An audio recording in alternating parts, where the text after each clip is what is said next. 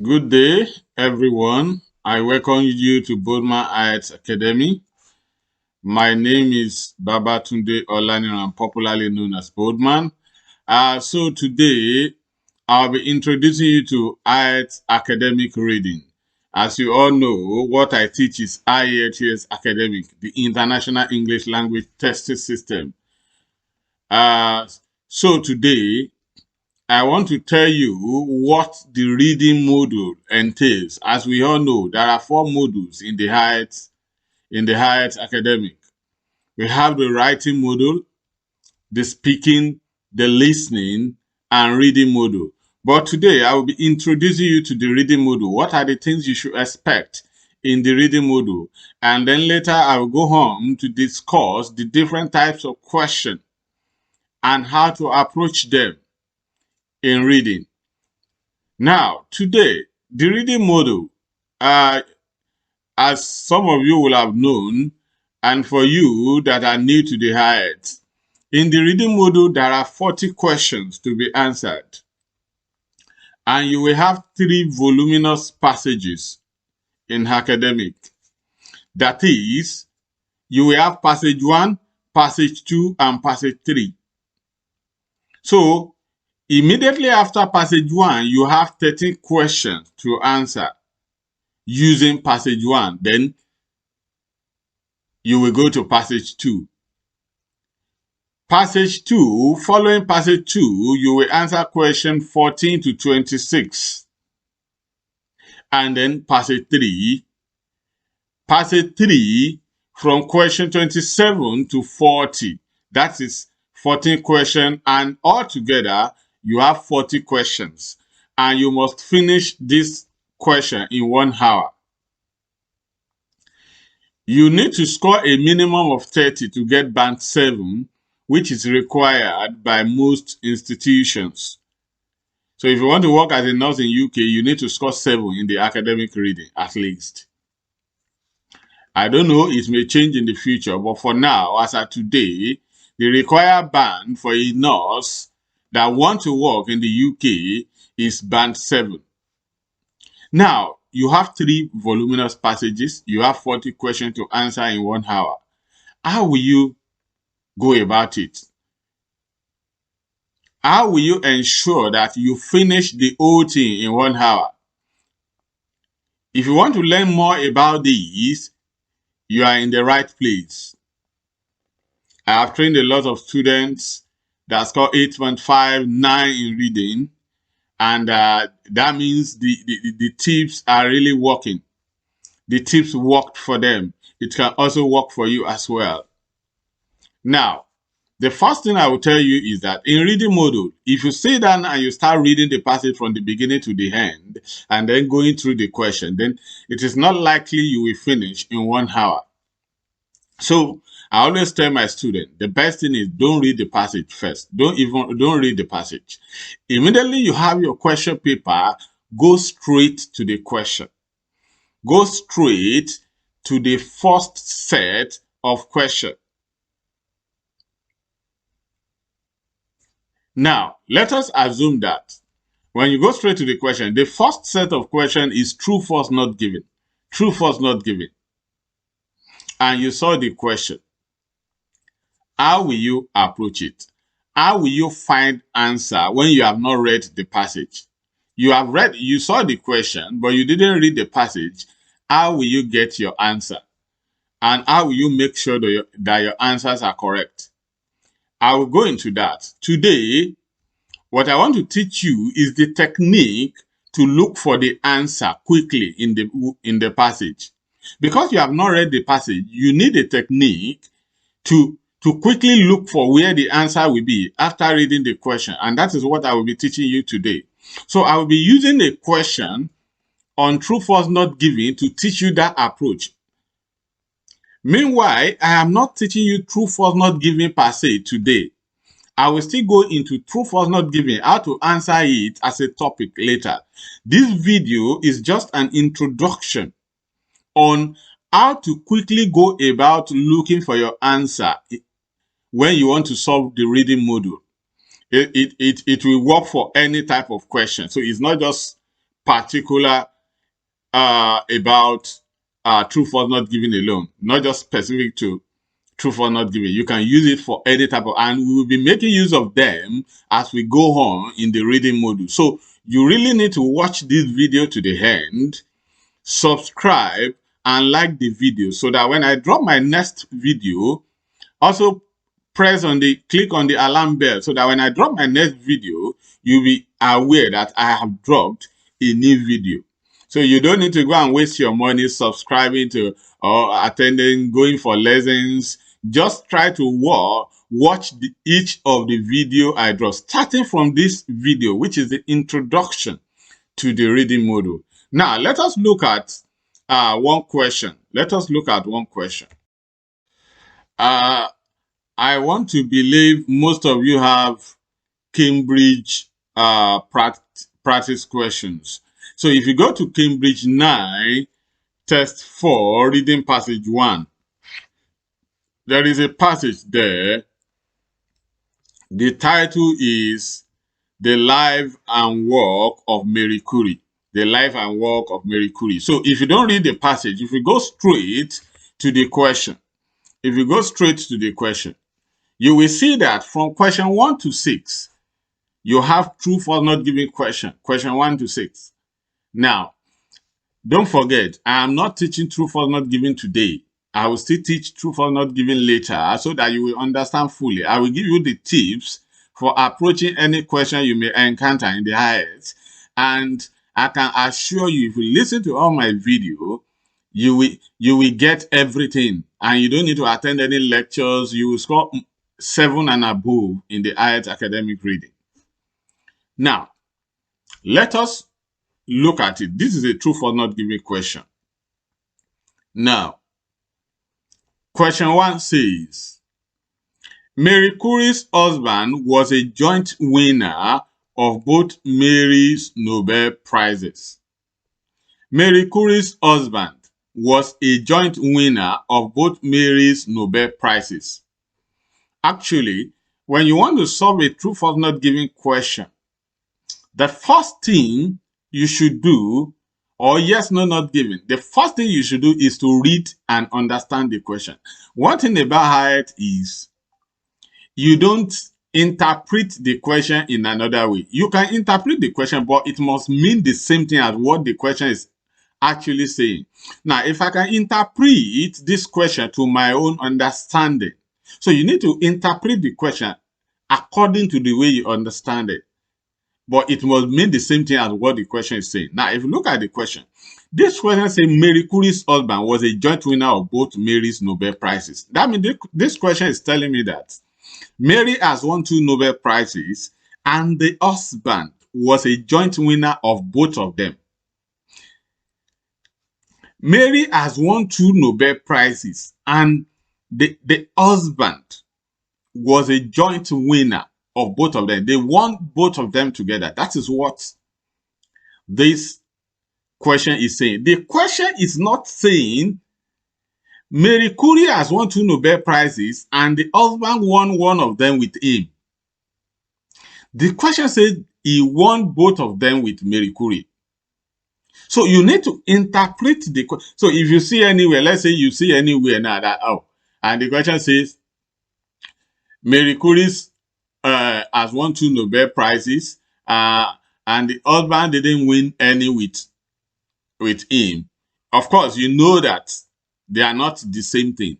Don't worry, I am not teaching true false not given today. I'm just giving you a hint to what true false not given entails. True false not given, is either your answer is true. If you look at the instruction is true if the statement agree with the information. That is, if what you read in the passage means the same thing as what you read in the question, the answer is true. The answer is false if you want to read in the passage contradict what you are reading, what you read in the question, and the answer is not given if what you read in the question can't be found in the passage, or you can find some of it in the passage, but it is not comprehensive enough. I will still explain all those later when I get to true false not given question. Now, in this case, We have read the passage. I have interpreted the passage to myself. Reading and understanding the question is the first step for true false not given question. The second step is to pick your keywords from the question. What are keywords? What are keywords? Now, I will tell you what keywords are. Don't forget, you did not read the passage. You have only read the question and you need to find answer. Keywords are those words in the question that will direct you to where the answer will be in the passage. They are those words from the question. They are the ones that will direct you to where you will find the answer to that question in the passage. How? How will you pick your keyword? Now, let us go into the question again. Marie Curie's husband was a joint winner of both Marie's Nobel Prizes. Now, one of the key words is Marie Curie's husband. Now, when we say keyword, it doesn't have to be one word. It can be like a phrase. It could be a single. So you can pick like 3 or 4 keywords from a question. Now, this question is talking about Marie Curie's husband, joint winner. Another keyword, joint, winner, they are keyword. Nobel Prizes. Marie Curie, keyword. Husband, keyword. Joint winner, keyword. Nobel Prizes. Both is a keyword because they are talking about both of them. That word is very important. Both and then Nobel Prizes. Those are my keywords. You can see that those words, I can't easily forget them now. I just pick those words. If I see it anywhere now, I will know that, oh, this was one of the words that I picked from the question. So now that is what we call keyword. Don't forget the definition of keywords.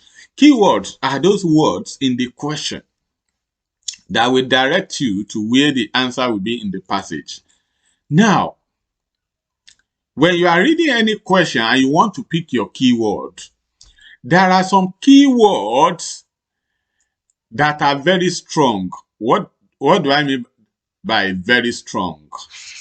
What do I mean by very strong? You can find them easily. That is what I mean by strong. You know, something you can find easily that won't change anytime.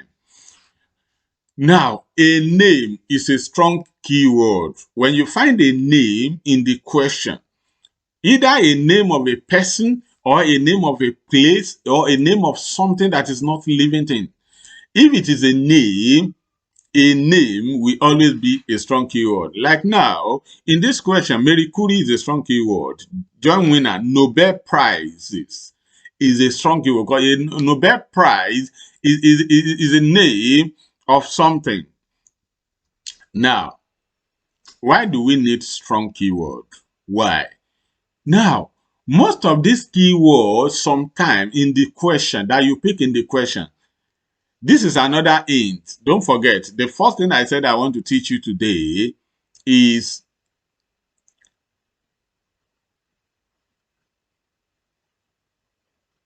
how to approach the reading module, introduction to the reading module. I want to teach you keywords. One of the key things I want to teach you, keywords. And I've given you a definition of keywords. You know what keywords are now. Another thing I want to teach you is synonyms. I believe you all know what synonyms are. Now, in Ielts, those keywords that you picked, those keywords that you pick in the question, you will not find some of them exactly the way they are in the passage. That means some of them may change to their synonym. They may use a synonym to represent them in the passage. So you won't find them exactly the way you saw them in the question. For example, let us say that, let's say husband. Of course, if somebody can use spouse as husband, spouse. So husband may change. I'm not saying all of them will change. Some of them, you will find them like that. I will still tell you about it. Now, you may see something like joint winner. You may not see joint winner in the past. You may see something like they won both Nobel Prizes together. Won both Nobel. Of course, you know that winning something together means joint winner. So things like that, you will find it regularly in Ielts. So, but most of these synonyms, sometimes you don't need to go into the dictionary to be looking for synonyms of word, because the way they use some words in sentences, it will give you an idea of the meaning of that word. So some synonym may not even be a dictionary meaning of a word. But if you look at the way they use that word in the sentence, you will understand the meaning of the word. Now, you have picked your keyword. You know that at the back of your mind that some of these keywords will not appear the way you pick them in the passage, but some keywords will remain the way they are. And that is why I call them strong keywords. Strong keywords. They are keywords that they are not likely to change. You will see them the way they are in the past. For example, if you pick bold man as a keyword from the question, I am bold man is the name of somebody. There's no synonym for bold man. Bold man is bold man. So, a name is a strong keyword because, of course, if they say David, David is David. They can't change it to another thing. They can't change it to synonym. A name will always be a strong keyword, not only a name of a person, like I've said before. It could be a name of a place, maybe Nigeria. Nigeria is Nigeria. They won't change the name. Most of the time, United Kingdom, they may use Britain as synonyms. It's common in Ielts reading module. From UK, Britain, of course, they mean the same thing. Or a name, maybe a name of a tree or a name of a plant, maybe coconut. Coconut is coconut. So whenever you see a name, it's a strong keyword. Another strong keyword are dates. Dates. When you see something like 1947 or 1932, 1946, pick them as part of your keyword. They are strong because they will not change. They will not change. But when you see something like 10 years, of course, they can say a decade to represent 10 years, a decade. Of course, if they want to say 50 years, they can use half of a century. So you know that those ones are synonyms. But there are some words, immediately you see them in the question, just pick them straight because they will not change. Now, you know what synonyms are now. You know what keywords are now. How will you find your answer in the passage? How will you? And that is what will take me to reading skills. The reading skills you need to quickly find your answers in the passage, I will divide them into three. The first one is skimming. What is skimming? The second one is scanning. What is scanning? The third one, I call it focused reading. What is focused reading? Let us start from skimming. What is skimming? Now, you've picked your keyword. You have them at the back of your mind. Skimming means tracing the passage line by line using maybe your pen or your pencil. You are tracing the passage from the beginning, line by line, very fast. You'll be tracing it very fast, as if you are looking for something.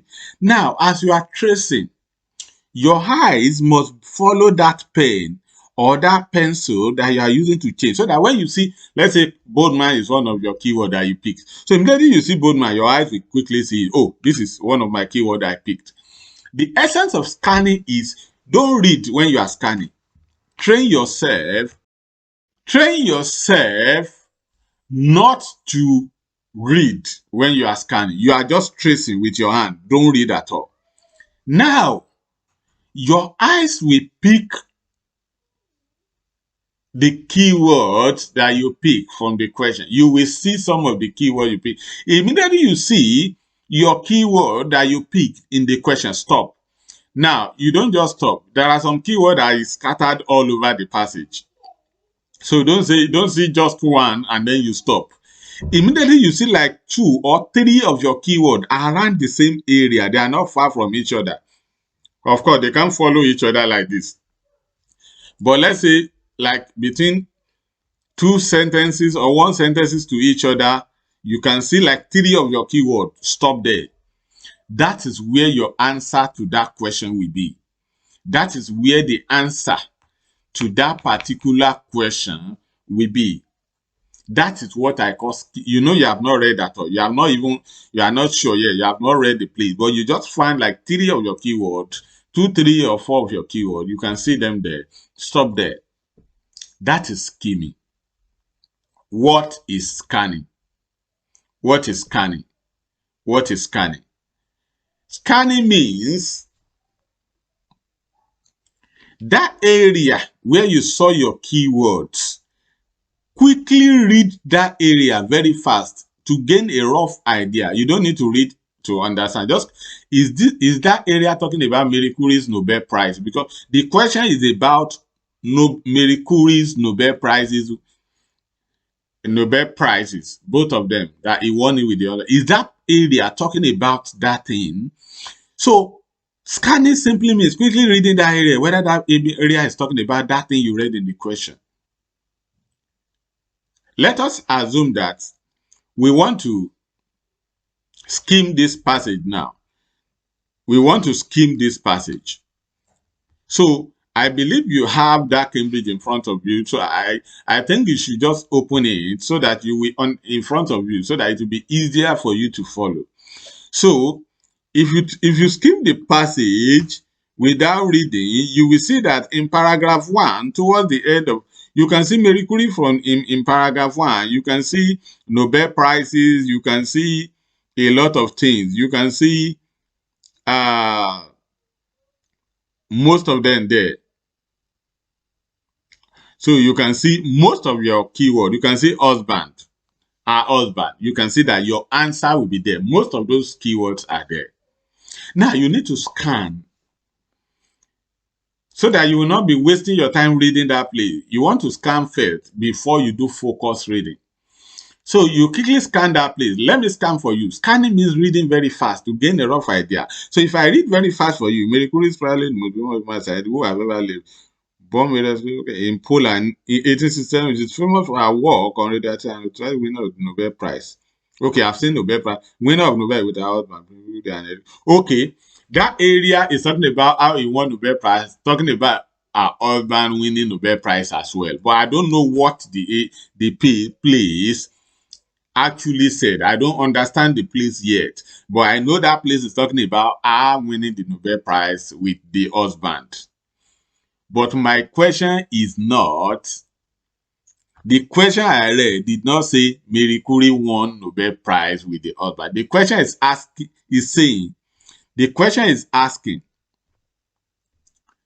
Marie Curie's husband was a joint winner of both Marie's Nobel Prizes. Was a joint winner. That is where the third reading skill comes in. Focus reading. Focus reading. Focus reading means reading that part to understand it, what it's saying. Now, let us read this closely now. Let us read that part closely. So if you look at it, the area says Marie Curie. So the first time I talk about Marie Curie and then born in Poland in 1867. I'm not interested in that. She's famous for her work on radioactivity and was twice a winner of the Nobel Prize. She was twice a winner of the Nobel Prize. So, of course, the question is gave us an hint that he won 2 Nobel Prizes. Okay, but the question is asking you, he won both with, the question said he won both with the husband. That is what we are looking for. We are not interested in whether he won the Nobel Prize. The question already established that. Now, she was awarded, and was twice a winner of Nobel Prize. Full stop. With her husband, Pierre Curie and Henri Becquerel, she was awarded the 1903 Nobel Prize for Physics. Now, that means the first Nobel Prize he won was in 1903. And he won it with her husband and another person. So he won the Nobel Prize for Physics. Let us read whether he won the second one with the husband as well. And was then, now, if you read further, and was then sole winner of the 1911. 1911 Nobel Prize for Chemistry. She was the first woman to win the Nobel Prize. Now, according to what I understand in this passage, he won the first Nobel Prize with the husband and another person in physics. But the one he won in 1911, he won it alone. She was then a sole winner. She won. Now, what this passage is saying is that she won one of her Nobel Prize with the husband, and then she won the second one alone. Now, in true false not given question, you are comparing the meaning of what the question said and what the passage says. Now, the question says, Marie Curie's husband was a joint winner of both Marie's Nobel Prize. But the passage says, Marie Curie won one with the husband and won the second one alone. Are they the same thing? Do they mean the same thing? In true false not given, you are matching the meaning. You are matching the meaning of the question and the meaning of the passage. If they mean the same thing, the answer will be true. If they contradict, the answer will be false. If you are not sure or you can't find it, you can't conclude, the answer will be not given. Now, examine it yourself. This question, is it true? Is it false? Is it not given? I will tell you that the answer is false because the passage says he won one with the husband, but he won the second one alone. So the question says they won both of them together. So automatically the answer will be false. But I'm not going there today. I will still teach you true false not given very well.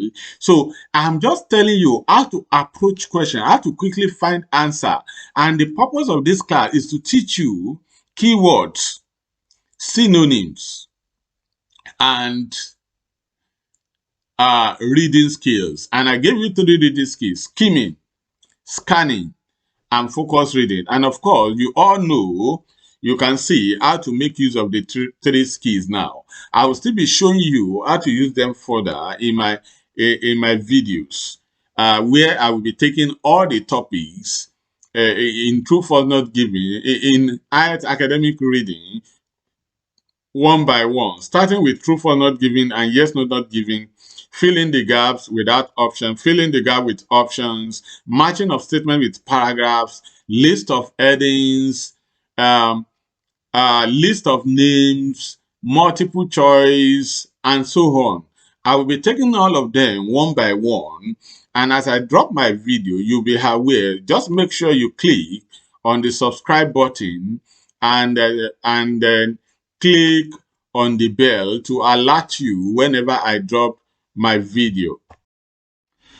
So I will still revisit this question to when I start discussing true false not given. I'll still revisit it so that I can solve the question to make you understand fully, because I have some special tips for each question in our head, which will help you. Apart from knowing how to find the answer, how will you make sure that the answer you have chosen is correct? How will you be sure? No matter what type of question you are dealing with, how will you be sure the answer you've chosen is correct? So I will still be teaching you step-by-step process to approach every question and how to be sure that the answer you have picked is the correct answer. So thank you for watching. See you next time, and watch out for my lecture on True false not given part 1 very soon. Thank you.